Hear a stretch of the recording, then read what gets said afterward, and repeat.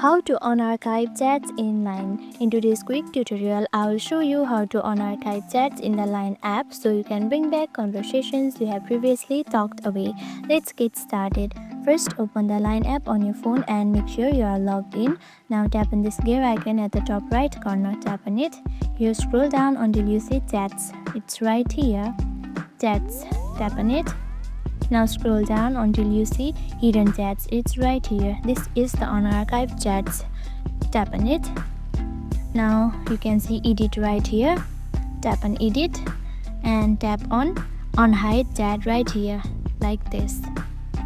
And once you tap on unhide chats, your chats will be unhidden and will be shown in the chats right here.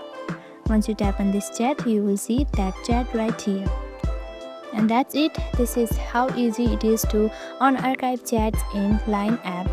If you found this helpful, don't forget to like, subscribe and tap the notification bell for more tips and tutorials. Thank you for watching and I'll see you in the next video.